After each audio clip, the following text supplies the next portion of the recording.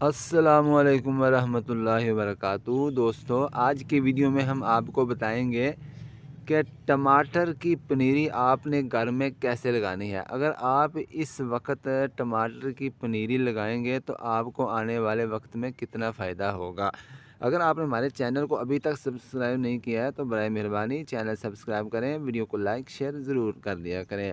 मेरे दोस्तों, घर के अंदर मौजूद टमाटर जो आप लेकर आते हैं उसी से आप नई पनीरी, नए टमाटर के पौधे हासिल कर सकते हैं।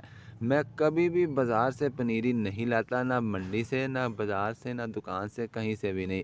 जब भी आप सब्ज़ी लेने जाएं तो उसके अंदर आप ये टमाटर एक वहाँ से गला सड़ा वो भी ला सकते हैं। अगर आप सही टमाटर लाएँ तो भी कोई मसला नहीं है। तो आपने एक लेना है पका हुआ टमाटर और उसको आपने, ये देख लीजिए, 2 हिस्सों में मैंने इसको तक़सीम कर दिया है। अगर आप बाज़ार से गला सड़ा लेकर आते हैं टमाटर पूरे का पूरा, वो भी आप लगा सकते हैं, गला सड़ा भी लगा सकते हैं।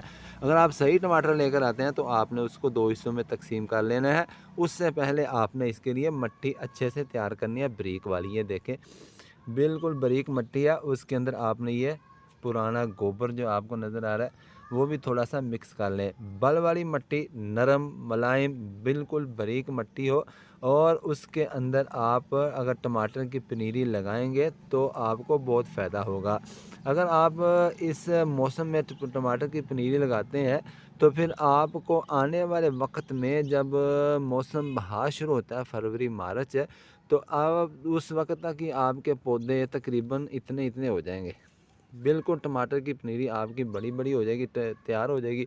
तो फिर आप इन पौधों को अलहदा जगह पे मुंतकिल कर सकते हैं। मैं आपको बता दूंगा कितने कितने हो। ये देख लीजिए जनाब, टमाटर के बीज आपको यहाँ पे नज़र आ रहे हैं। ये लीजिए, इस तरीके से आप इनको यहाँ पे स्प्रिंकल कर लें, मिक्स कर लें। यहाँ पे अलहदा अलहदा जगह पे इनको फेंक के,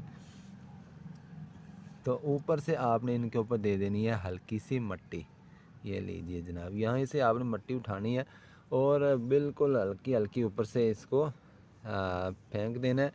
तो इंशाल्लाह आप देखेंगे हफ्ते 10 दिन के बाद आपके नए पौधे उगना शुरू हो जाएंगे। तो फिर ये जब ये बड़े हो जाएं तो फिर इन्हीं पौधों को आप मौसम सरमा जब निकल जाए ना, 2-3 महीने, जब मौसम सरमा आ जाता है तो फिर मैं आपको बताऊंगा आपने इनको महफूज कैसे रखना है ताकि ये मरे ना, गले ना, सड़े ना। तो आपने जगह का वो हिस्सा मुंतखब करना है जहाँ पे धूप पड़ती रहे।